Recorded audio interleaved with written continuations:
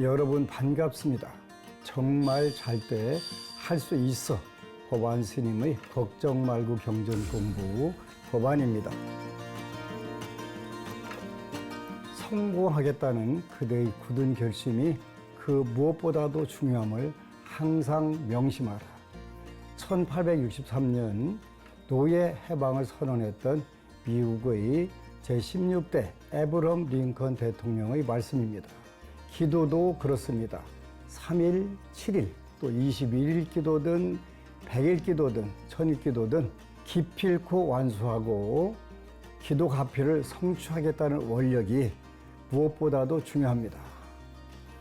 그 어떤 유혹에도 흔들지 말고 지금 여러분들이 품고 있는 원력 그대로 오로지 꾸준히 정진하신다면 반드시 간절히 원하는 바를 모두 이루실 것입니다. 법안 스님의 걱정 말고 경전 공부, 오늘 또 약사경 공부 함께 하시겠습니다.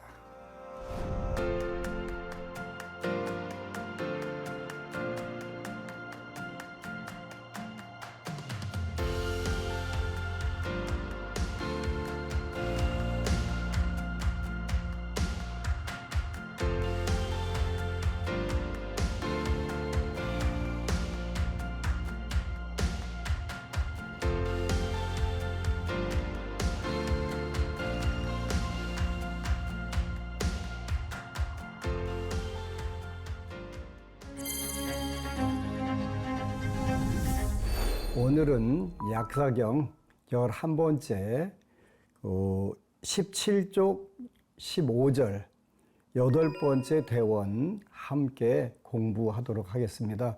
전여 성남원, 그래서 여인의 몸으로 몸이 바뀐다, 남성의 몸으로 바뀐다, 그런 뜻인데요. 일단 경전 구절 함께 독송하도록 하겠습니다.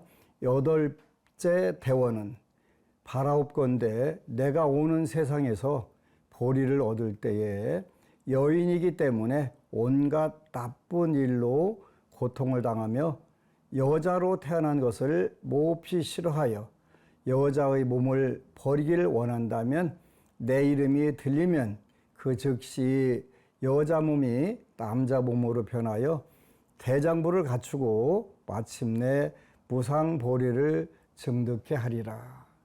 요 8번째 대원이네요. 전여 성남원이라고 하는데 불경의 많은 경전에 대해서도 이러한 부분들이 근본적으로 나오는데, 석가모니 부처님은 당신이 이 땅에 처음 오셔서 동서남북으로 네 방향으로 7걸음을 걸으시면서 천상 천하 유아 독존, 하늘과 하늘 아래 나홀로 높다. 3계 계고, 3계, 욕계, 색계, 무색계를 3계라고 하는데 3계가 모두 고통뿐이니 오당 안지 내가 마땅히 편하게 하리라. 이렇게 탄생하시면서 하셨던 말씀이라고 전해 내려오지요. 그리고 성도를 하셔서 61명의 아라한이 생겼을 때, 탄생했을 때, 그때 다시 전법 선언들을 하시잖아요. 전법 선언을 하신단 말이에요. 그 전에 이제 성도 하시고도 하셨던 때가 이제 두 번째 선언을 하는데, 일체 중생이 두 번째 성도절 새벽에 새별을 보고 성불을 하시고 새별을 보고서 그때 하셨던 말씀이 일체 중생이, 모든 중생이 열애의 지혜와 덕성을 갖추고 태어났구나. 단지 다 가려서 그걸 모르고 있구나. 이렇게 선언을 하셨단 말이에요. 당신이 붓다가 되시고 나서 선언하신 거예요. 일체 중생이 열애의 지혜와 덕성을 갖추었다. 단지 번뇌망상이 가리고 있을 뿐이구나. 이렇게 두 번째 선언을 하시고, 세 번째 선언하신 게 61명의 아라한이 탄생했을 때 전법 선언을 하세요. 세상에 고통 만든 중생을 위해서 한 사람이 한 길로 가되 처음도 좋고 그 중간도 좋고 끝도 좋게 이 법을 전하라 이렇게 하셨잖아요. 그런데 천상천하 유화독존 삼계계고 오당한지 여기에서도 그렇고 두 번째 선언이셨던 일체중생이 열애의 지혜와 덕상을 다 갖추고 있다. 또 세 번째는 모든 중생을 행복과 안락으로 다 인도해라. 그렇게 부처님은 근본적으로 처음으로 인류에게 오셔서 금생에 선언하신 게 사성평등했잖아요.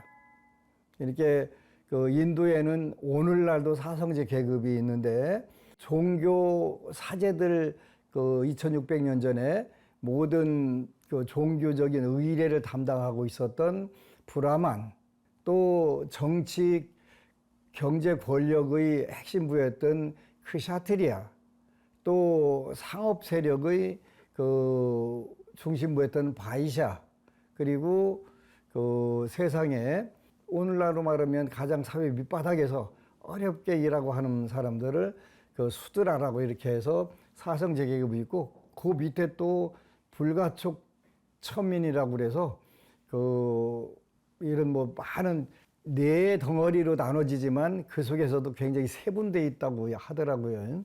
근데 이런 속에서 석가모니 부처님은 천상천하 유화독존이다. 이때는 그 모든 생명이 가장 존귀한 존재다라고 하는 걸 선언하신 거잖아요.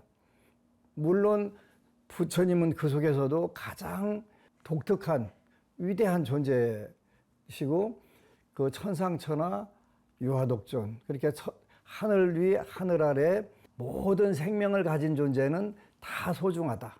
그렇지만 삼계, 그 욕계, 색계, 무색계라고 하는 모든 온 세상이 다 고통뿐이니까 석가세존께서 보살로 오셔서 성불해서 모든 중생을 구제하시겠다. 마땅히 내가 다 구제하리라. 오당한지 이렇게 말씀하시는 거예요. 어느 분들은 8번째 대원을 읽고 부처님은 그 남성 우월주의자였던 것 같다. 또 극락에는 그 여인이 없다고 아미타경 정토 경전에 보면 없다 하는데 불평등주의자가 아니냐 이렇게 이야기들 하는데 부처님은 그런 분이 아니시거든요. 2600년도에 전에 인도의 가장 무서웠던 그런 신분 사회 속에서도 왕자로 정치 노릇해놨으면서도 사성평등을 주장하셨고, 또 여성을 최초로 출가해서 수행자로 만들으셨고, 이런 부분들인데 그게 그냥 이루어지는 게 아니잖아요. 그래서 여기에서는 이제 우리가 여성과 남성이 근본적으로 있던 그 어떤 생명 근본 자체가 열등하다 안 하다 이런 부분들을 해소시키려고 하셨던 구절이에요. 전여 성남은 여성들은 그 몸과 마음, 능력 모든 부분에서 그 열등하다 하는 이러한 의식을 약사경에서는, 적어도 약사경에서는 석가세존과 문수보살님이 대화를 하셔가면서 아니다. 그런데 능력의 차이 있을 수 있다. 그러죠? 어떤 그 일을 처리함에 있어서 각자 특기가 다르고 또 잘할 수 있는 부분들이 다르고 신체적 여건이라든가 조건에 따라서 다르고 하기 때문에 능력 차이 들 수 있다. 그러나 더 중요한 것은 뭐예요? 열등을 그거를 고정화시켜서는 안 된다 그런 거예요. 열등을 고정화시켜서는 안 된다. 왜? 잘하는 부분이 있으면 그 잘하는 부분으로. 그래서 석가세존은 2600년 전에도 굉장히 우리 인류를 위해서는 그 반골기질이셨던 거예요. 왜냐하면 인류가 가장 올바르게 잘 사는 방법이 뭐냐 이걸 고민하신 거예요.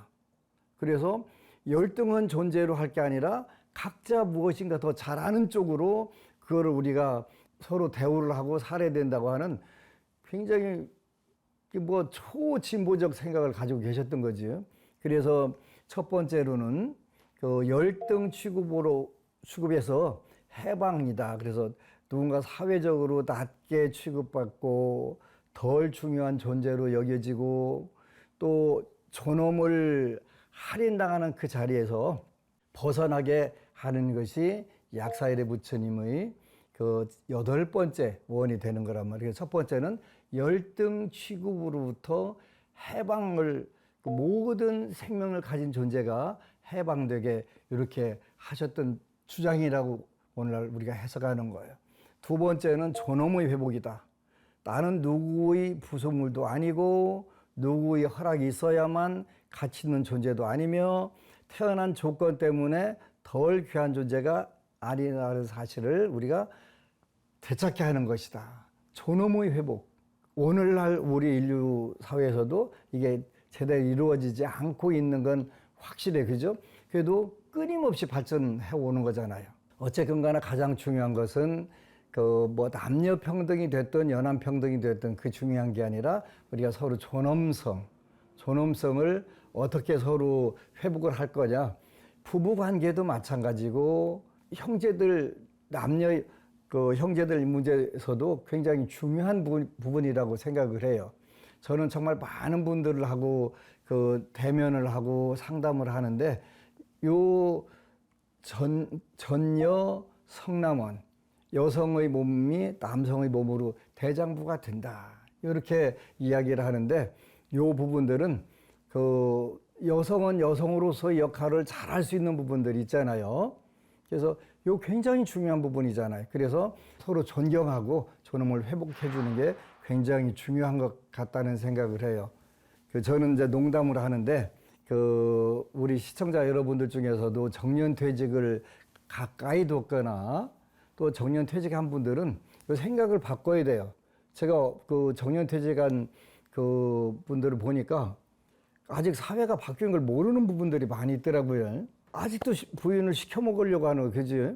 그래서 똑똑한 그 분들은 정년퇴직하기 전에 그 요리 학원도 가고 해서 이제는 평생 얻어먹었으니까 부인에게 내가 음식을 맛있게 만들어서 이제 제공해야지 이런 생각을 가져야 된대요. 여자의 몸이 남자의 몸으로 돌아가고 안 돌아가고 그게 중요한 게 아니라 의학적으로 안 되는 거잖아요. 뭘로 되는 거예요? 바로 우리가 생각을 바꿔서 서로 열등하다는 그런 부분에서 해방시키고 또 존엄한 존재, 존엄을 회복시켜주는 이런 부분들이 굉장히 중요한 부분이라고 생각을 해요. 세 번째 평등은 가능성의 평등이라고 이렇게 표현을 하세요. 가능성. 그렇잖아요. 그 남자가 아무리 잘나도 잘할 수 있는 부분이 있고, 그 보편적으로 볼 때 남성, 여성이 그 역할 분담을 할 수 있는 부분들이 많이 있는 건 확실하잖아요. 그것까지 부정하지는 않으셨어요, 부처님은. 그래서 서로 그 가능성들을 개발시켜주는 부분들, 이런 부분들이 그 중요하다고 생각을 해요. 저는 이제 많은 법우들이 부부간에 와서 이제 저하고 차담을 나눈 경우들이 있는데, 그 우리 여보부들한테 그 저는 일을 하라고 적극 권유를 해요. 이런 부분에 가서 일을 하게 되면 훨씬 잘할 텐데, 능력 발휘하고 집안이 더 윤택해질 텐데, 이런 조언들을 종종 해요. 왜냐하면 좋은 능력을 가지고 있으니까 발휘하는 것도 좋다. 그리고 이제 남편분들이 보면 참 그 대단한 분들이 있어요. 나이 70, 80 먹어서도 물 가져와, 포크 가지고 와, 젓가락 가지고 와, 시키는 분들이 있더라고요. 그리고 집에 와가지고 그냥 전부 손 하나 까딱 하고 안 하고 그 다 시켜 먹는 경우가 있는데, 제가 그런 경우, 그런 분들이 있으면 데리고 오세요. 제가 교육 잘 시켜드릴게요. 그래서 이런 부분들에서 우리가 열등 의식으로부터 해방, 두 번째 존엄의 회복, 또 가능성이라고 하는 능력을 평등하게 발휘할 수 있는 이런 기회를 우리가 그 전여 성남원에서 이렇게 말씀을 하시는 거예요. 굉장히 중요한 부분들이에요. 그래서 부처님은 무슨 그 남녀 불평등주의자, 또 여성을 뭐 무시하는 이런 부분들이 아니라 이 부분이 굉장히 중요한 거예요. 많은 분들이 궁금해 하시는 부분들이 있어요. 관세음 보살님은 여성이세요? 남성이세요? 이렇게 묻는 경우가 있어요. 그래서 이제 우리는 우리 인간의 몸을 중심으로 해서 묻는 거예요. 인간은 둘 중에 하나예요. 남성 아니면 여성. 그죠? 뭐 양성을 다 가지고 있다 하더라도 어쨌거나 그 남성이나 여성 그 범위에 다 들어가요. 근데 그게 이제 어디까지 들어가냐면 그 천상계 그 욕계까지 그게 통하는 거예요. 색계부터는 조금 더 많이 달라져요. 그래서 그 욕계에 존재하는 존재들은 암수가 있을 확률이 높아요. 암수가. 근데 욕계를 벗어나면 더 수행을 해서 예를 들어서 금강경에 나오는 사향사과 중에서 사과, 수다원, 사다함, 아나함, 아라하는 성이 있냐 없냐 성에서부터 벗어나는 거예요. 그러면 그보다 훨씬 더 높은 단계에 있는 보살들은 10단계 수행하는 과정이 있는데 8단계에 가면 거기에 부동지라고 하는 지혜를 얻게 되는데 그 부동지에 가면 10가지의 자유자재한 힘이 생긴다.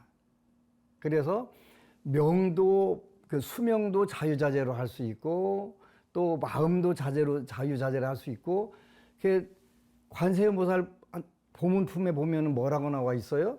30 이상으로 그 여러 가지 모습으로 그 상대방이 인연이 많아서 접근하기 좋은 쪽으로 접근해가지고 그 구원을 해주시는 거잖아요. 그래 때로는 동자나 동료로도 나타나시고 뭐 따로 부처님으로 나타나시고 다 나타나시는 그런 그 변화신으로 나타나시는 거잖아요. 그래서 원칙적으로 관세음보살님이나 지장보살님, 문수보살, 보현보살은 그 남성, 여성을 초월한 존재예요. 초월한 존재. 그래서 이 사람은 성향상, 근기가 성향상 또 환경상 또 그 상황으로 볼 때 남성으로 가서 접근해야 더 잘 그 교화가 될 것 같아. 그럼 남성으로 나타나시는 거고, 아니야, 이분은 근기, 뭐 습관이라든가 성향이라든가 어떤 상황이라든가 이런 거 볼 때 여성으로 접근하는 게 더 나을 것 같아. 그러면 어떻게 해요? 여성으로 나타나는 거예요. 그러니까 상대방의 그 바람에 따라서 그 모습으로 나타나는 거예요. 그래서 그 관세음보살님, 우리나라 탱화에는요, 재미있게 있어요. 몸매라든가 얼굴은 여성으로 관세음보살 그려놓고요, 거기다 수염을 딱 그려놨어요. 그게 뭐예요? 수염 있는 것은 여자가 아니잖아요. 그런데 몸매는 여자예요. 그러니까 남성, 여성을 초월한 존재다, 이런 뜻이 들어있는 거예요. 그 오늘날 우리가 그 지구상에 있는 불교를 4그룹 정도로 이렇게 보편적으로 나눠요. 그 스리랑카, 태국, 미얀마, 캄보디아, 라오스 요 중심으로 그 지금 현재 불교는 테라바다라고 표현하고요. 대만, 중국, 일본, 한국, 그 베트남, 여기는 우리가 대승불교라고 일반적으로 표현을 해요.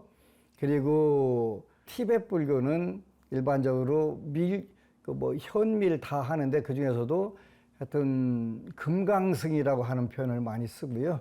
그 다음에 이제 오늘날 서구권 불교라고 하는 그 덩어리가 하나 더 있어요. 근데 남방불교에도 대승불교에도 여성 부처님이 안 계세요. 여성 부처님이 안 계신데 그 금강승에는 여성 부처님이 계세요. 우리가 그 지난 코로나 때 달라이 라마 존자가 그 어떤 진언을 많이 하라고 하셨다고 그래가지고 그 유튜브에 많이 나왔던 진언이 있어요. 그린따라 보살이라고 하는 분인데, 보살이 아니고 이분은 여성 부처님이라고 나와요. 여성 부처님. 그 옴따레 뚜따레 뚜레 소하 하는 그 이제 그린따라 보살님 진언이 있는데, 그린따라의 진언이 있는데, 요 그린따라라고 하는 분이 여성 부처님으로 나와요. 이렇게 금강승에는 그 여성 부처님이 계신 거예요. 그런데 왜 그린따라 보살이라고 하냐? 근데 이제 우리가 그 기도를 할 때, 어느 분을 놓고 기도할 때는 전부 다 부처님 중심으로 기도하는 게 아니라 그 부처님의 화신이 그 보신불로 그 요렇게 그 나타난다 이렇게 해요. 그래서 그 금강성에서는 그 약사열의 부처님도 그 두 가지 모습으로 나와요. 하나는 그 출가한 부처님 제자 그런 모습으로 나오고, 그래서 삼의라고 그래서 그냥 일반적으로 스님들이 남방 스님들이 입는 옷처럼 입고 머리를 그 싹 깎은 삭발한 그런 형태의 불상이 한국에 있는 불상 그런 형태로 나오는데, 막상 약사예불 기도할 때는 보신불 약사예불이라고 그래서 보살 형태로 보관을 쓰고 아름다운 천의를 입은 약사예 부처님이 계세요. 아미타불도 마찬가지예요. 아미타불도 그 아미타바라고 하는 분은 그 부처님 상으로 나오고요. 아미타 유스라고 할 때는 이분은 또 보신 아미타불 이렇게 표현을 해요. 그래서 그 아미타 부처님이신데 보관을 쓰고 천의를 입고 아름답게 이렇게 나오거든요. 그린따라 보살님도 마찬가지예요. 보신으로 나타나기 때문에 보관을 쓰시고 천을 입고 나오는 여성 부처님이라고 나오는 거예요. 그래서 이제 우리가 따라 보살님, 따라가 눈이라고 한 뜻도 있고 한데 티어에서 나왔다고 하는데, 관세음 보살님이 사바세계를 돌아다니다 보니까 너무 안타까운 거예요. 충생들이 끝이 없는데 이걸 다 구할 방법이 없네. 그래서 몽롱하고 울으셨대요. 근데 그 눈물에서 탄생하신 분이 그린따라 보살님이시더라고요. 그래서 그린따라 보살님이 나는 그 객관적인 상황이든 성격이든 어떤 조건이든 환경이든 아무것도 안 따지고 그냥 무조건 구제를 해줄 거야. 그래서 즉득 성취라고 하는 용어로 표현을 해요. 이렇게 해서 이제 그분을 우리가 그린따라 이렇게 표현하는 거예요.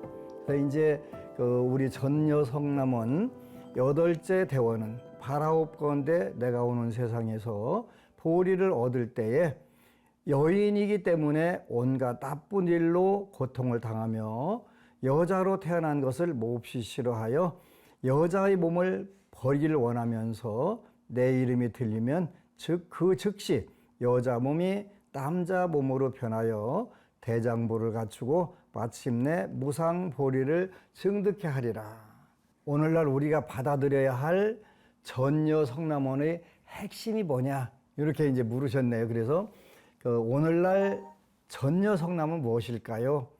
석가세존이 사시던 때하고 모든 여건이 달라져 있즉, 그러더라도 오늘날 지구상에서 여성으로서 본인들의 능력을 아낌없이 발휘할 수 있는 나라는 얼마나 될까요? 생각보다 굉장히 작아요.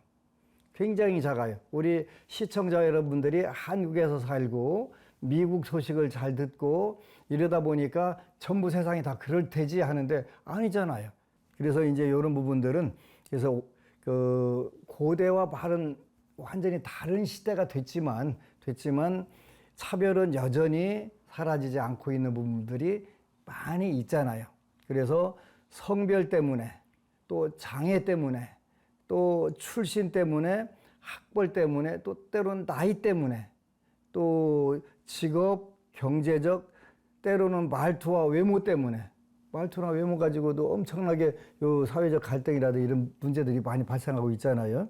여전히 이러한 여건들, 조건들에 의해 가지고 순위가 매겨지고 줄 세워지는 이런 사회가 됐잖아요. 그래서 부처님께서는 이제 우리가 이름표를 좀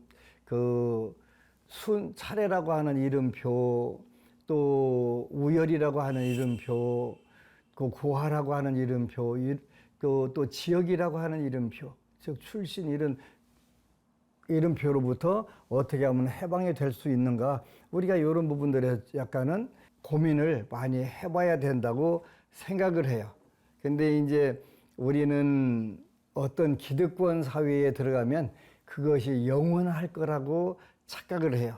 그래서 거기서 아주 스스럼 없이 갑질을 하기 시작하는 거예요. 이런 갑질 자연스럽게 하게 되는 거예요. 내가 지금 훨씬 좋은 위치에 있는데 내가 왜 이걸 안 써? 근데 이게 영원하면 좋은데 부처님께서는 늘 가장 무상하고 믿을 수 없는 거다라는 것을 꼭 기억해 하라고 하셨어요. 우리나라도 동성연애라고 하는 단어들이 생각보다 좀 발생하는 것 같더라고요. 이 동성연애를 놓고 보니까 제가 살펴보니까 일반적으로 심리적으로 신경정신적으로 오는 그런 부분이 하나 있고요. 하나는 우리가 전생 바로 다음에 금생에 태어날 때 성이 바뀐 갖고 태어난 경우가 있어요. 그러면 전생에 남성이었었는데 금생에 여성으로 태어나면 그 남성적 기질이 많이 남아 있고, 또 전생에 여성이었는데 어떤 업에 의해 가지고 바뀐 거예요.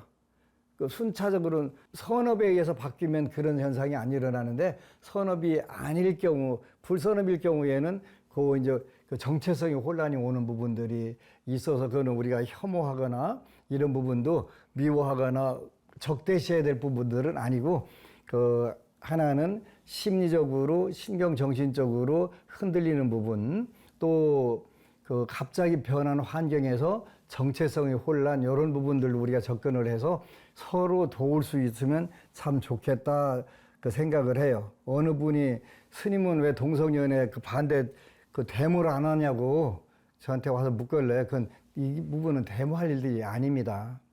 저는 원인을 현재 두 가지 이렇게 보기 때문에 그분들을 위해서 그분들 나름대로 행복하게 사는 부분들을 응원을 합니다. 그렇다고 동성연애를 찬양하고 또 적극 권유하고 그런 부분들은 아니지만, 그렇다고 저는 생각을 합니다. 이렇게 표현을 하는 거예요. 그래서 전녀 성남원은 여기 하여튼 대장부를 갖추고, 세상에는 여성이지만 능력은 어떤 남성보다도 출중한 부분들이 많이 있잖아요. 내가 누군가를 낮게 부르지 않는 것, 누군가를 조건으로 보지 않는 것, 또 누군가의 가능성을 미리 차단하는 것, 이런 부분들이 굉장히 위험한 부분이라서, 그래서 늘 우리가 뭐라고 그래요? 열린 마음으로 해라, 열린 마음으로 살아라, 이렇게 하는데 쉽지는 않아요. 나이가 먹으면 먹을수록 생각이 굳는 것보다는 많은 경험들이 쌓여갖고 그 데이터들이 어느 정도 고착화돼 가고 있는 부분들을 많이 느끼는 거예요. 어떤 사람은 어떻다라는, 그렇게 이런 부분들이 자꾸 쌓여가는 거지. 저는 근본적으로 자기 운명의 주인은 자기라고 생각을 해요. 3일 기도, 7일 기도, 21일 기도, 이런 부분들이 있는데, 저는 지장경에 나오는 대로 술과 고기를 먹지 말고 오신채를 금하면서 21일 기도를 해봐라. 그러면 소원 성취를 굉장히 잘하는 거예요. 근데 소원 성취를 못하게 만드는 장애물들이 때로는 생겨요. 얼마 전에 지방 도량을 갔는데 21일 기도를 정말 잘했대요. 근데 21일 기도 하고 이제 새벽에 마쳤는데, 아침에 그것도 같은 절에 다니는 법우가 전화해서 이리 와, 한잔해. 20일 기도하느라고 힘들었으니까 한잔하고 치맥을 사주더라는 거예요. 그런데 그 기도가 회양되는 게 아니잖아요. 하고 나서 훨씬 더 힘들게 뒤집어졌다는 거예요. 그래서 이제 지금은 다시 하여튼 중생들이 그런 실수를 안 하게 만들어주는 것은 제가 할 일들이잖아요. 그래서 21일 기도 들어가기 입장하기 전에 앞에 일주일, 뒤에 일주일도 똑같이 술과 고기를 먹지 말고 오신채를 금하면서 입 조심해 가면서 기도를 하라고 이렇게 이제 부탁을 특별히 해놨어요. 오늘날 가정에서도 역할 분담은 당연히 하겠지만, 그 역할 분담 속에서도 서로를 배려하고 서로의 가능성들을 찾아서 열심히 칭찬도 해주고, 또 이 용기를 북돋워서 그 능력을 발휘할 수 있도록 하는 게 가정에서도 굉장히 좋은 모습일 것 같아요. 세상은 아무리 바뀌어도 기본은 바뀌지 않는 부분들이 많아요. 가화 만사성이잖아요. 가정이 화목해야 모든 일이 순조롭게 이루어지는 거니까 그 하는 방법이 바로 저는 요 약사열애 부처님 12대 대원 중에서 8번째 남녀 평등원. 남녀 그 역할 분담하면서 평등하면서 그 가능성들을 서로 개발해주고 그 격려해줄 수 있는 이러한 부분이라고 저는 그 해석을 해요. 이런 부분들을 우리가 조금씩만 현실에서 실천해 본다면 훨씬 좋은 세상이 저는 반드시 온다고 생각을 해요. 뭐 여성이 약사열애 부처님을 크게 불렀더니 어느 날 무슨 씨름 선수나 농구 선수 남자 뭐 그 육체미 선수로 바뀌었더라? 그런 게 아니고 바로 우리 현실 속에서 행복과 성취로 나가는 가장 소중한 방법, 바로 서로 믿어주고 가능성을 찾아주고 용기를 북돋아주고 개발할 수 있도록 서로 응원해주고 이런 부분들이 부부 간에도 또 자매 간에 그 남매 자매 간에도 이런 부분들이, 그리고 또 사회 나가서도 그 직장에서도 뭐 무한 경쟁 시대기는 하지만 오늘날 우리 사회가 전부 다 이기심, 애고하고 경쟁하고 소유욕으로 한편으로 미쳐 돌아갈 정도로 이런 모습이긴 하지만 그래도 우리가 이런 마음들을 한번 가져보고 자기 자신의 마음을 돌아본다면 훨씬 좋은 세계, 바로 정률이 동방정률 세계가 올 수 있다라고 저는 생각을 해요. 오늘 그 8번째 대원 같이 공부하셨습니다. 감사합니다.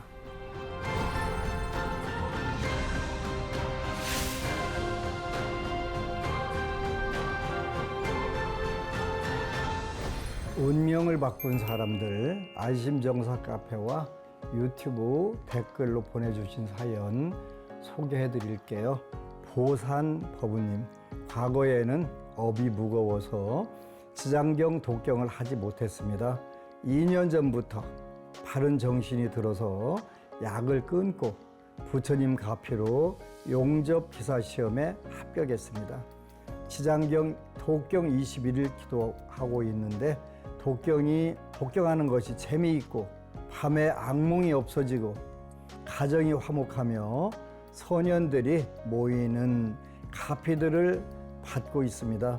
저희 철없는 짓을 깊이 참여하고 반성합니다. 법우님 오신 것을 환영하고요. 꾸준히 오로지, 그리고 저는 한평생 기도해가면서 어떤 기도도 본인의 정성만큼 다 이루어진다고 보고 거꾸로 가는 법도 없고 반드시 그 기도 응답을 받을 수 있다고 확신을 해요. 우리 법우님 축하드리고요. 앞으로도 꾸준히 오로지 행복과 풍요가 넘치시기를 축원 올립니다. 감사합니다. N.A. 인명화 법우님, 법안스님께 공경의 삼배를 올립니다. 보내주신 경전 책 잘 받았습니다. 해설서와 기도법까지 꼼꼼하게 챙겨주셔서 감사합니다. 작은 책은 가지고 다니며 읽다가 원하는 사람에게 법공양하도록 하겠습니다. 법문 잘 듣고 깊이 새겨 행하겠습니다. 감사합니다. 말법 시대에 불교를 만난 것은 정말 행복한 것이고, 그 중에서도 정법 지장경을 만난 것은 더욱더 희귀한 인연이라고 생각을 합니다. 우리 법우님 부처님 안에서 지장경 독송으로 또 경전 독송으로 행복과 풍요가 흘러 넘치시기를 축원합니다. 감사합니다. 법안스님의 걱정 말고 경전 공부에선 기도를 통해 운명을 바꾼 사람들의 이야기를 전해드리고 있는데요. BBS 불교방송 홈페이지나 유튜브 댓글로 사연 보내주시면 소개해드리고 선물도 보내드리겠습니다. 오늘 또 운명을 바꾼 법원님 이야기 만나보겠습니다. 법안 스님께 올리는 감사의 편지, 제목이 그렇게 되어 있네요. 삼가 법안 스님께 합장 올립니다. 스님, 저는 중국에서 나고 자라 초등학교 교사로 근무하던 중 결혼을 계기로 1996년 봄 25세에 한국에 왔습니다. 그 후로 낯선 타국에 30년을 살면서 얼마나 많은 비바람과 엄동설한을 견뎌왔는지 모릅니다. 저의 시댁은 불심이 깊은 불교 집안이었습니다. 아이가 쉽게 들어서지 않던 시절 어머니께서는 늘 저를 앞세우고 절에 다니며 정성껏 불공을 드렸지요. 그 간절한 기도 끝에 저희는 마침내 귀한 아이를 얻게 되었고, 그 은혜로운 기억은 지금도 제 마음속 깊은 곳에 고스란히 남아 있습니다. 남편 또한 불가와의 깊은 인연을 지닌 사람이었습니다. 목공 기술이 뛰어나 한옥 짓는 일과 사찰 건축 일을 많이 했는데 평소 경전 틀어놓고 목탁 소리에 맞춰 일을 했어요. 한마디로 불교가 일상에 스며든 사람이었죠. 그런데 결혼한 지 얼마 안 되어 IMF를 맞았고 건축 경기가 얼어붙으면서 남편의 목공 사업소도 점차 기울기 시작했습니다. 저는 가정을 지키기 위해 생활 전선에 뛰어들 수밖에 없었습니다. 어린이집 보육 교사부터 학원 강사, 초등학교 스쿨버스 도우미, 도서관 중국어 강사에 이르기까지 닥치는 대로 일하면서 열심히 살아가던 중 가요제에 출전해 상을 받게 되었고, 그 인연으로 가수의 길도 함께 걷게 되었습니다. 지금 돌이켜보면 숨 돌릴 틈도 없이 그저 앞만 보고 달려온 시간이었어요. 그런데 남편의 마음을 충분히 돌아보지 못했습니다. 방송과 행사로 더 바쁜 나날이 이어지면서 제가 승승장구하던 그 무렵 남편은 술로 세월을 보내는 날이 많아졌습니다. 서로 아프다는 말 한마디 제대로 버티듯 살아가던 어느 날, 남편이 대학병원에 입원한 지 며칠 만에 세상을 떠나고 말았습니다. 그날 이후 제 삶은 멈춰버렸습니다. 남편을 돌보지 못한 미안함과 지워지지 않는 죄책감, 후회로 그저 숨만 쉬고 있을 뿐 폐인이나 마찬가지로 살았지요. 그러던 어느 날 우연히 TV 채널을 돌리다 불교 방송을 보게 되었고, 그때 처음으로 스님의 법문을 듣게 되었습니다. 걱정 말고 기도하라는 그 한마디가 제 마음을 번쩍 깨웠습니다. 오랫동안 쌓여있던 무거운 짐들이 조용히 내려놓아지는 느낌이었어요. 방송 자막에 필요한 분께 지장경을 보내드린다는 안내가 나왔고, 저는 아무 생각 없이 그 번호를 눌렀습니다. 그리고 다음 날 정성스럽게 포장된 택배가 도착했습니다. 차갑게 메말라 있던 제 마음 한켠에 따뜻한 온기가 스며드는 느낌이었습니다. 죽는 것보다 사는 것이 더 힘들다고 느끼던 제가 아주 오랜만에 사람의 온정을 느껴보는 순간이었습니다.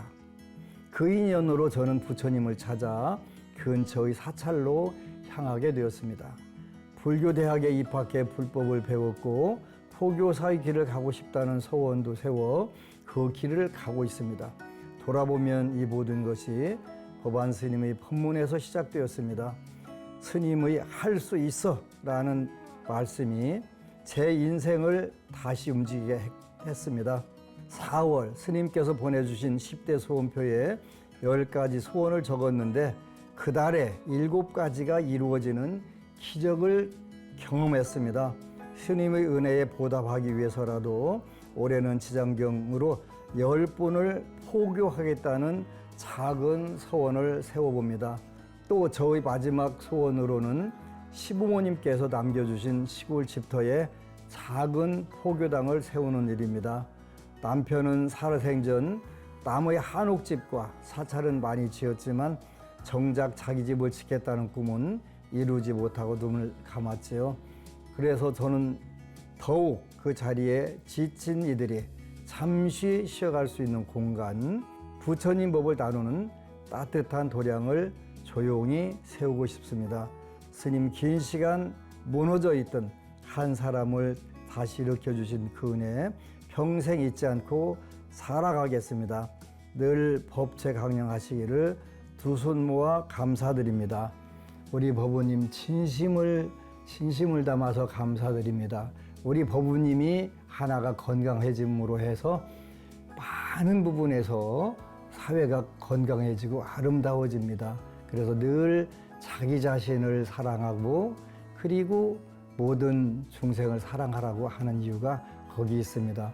우리 법우님 짧지 않은 쉽지 않은 길 오셔서 이제 부처님 전에서 꽃길만 행복과 성취가 충만하시기를 축원합니다. 감사합니다. 법안 스님의 걱정 말고 경전 공부 약사경 함께 공부하셨습니다. 삶이 즐거울 때도 삶이 괴롭고 힘들 때도 항상 기도하라고 권해드리고 있는데요.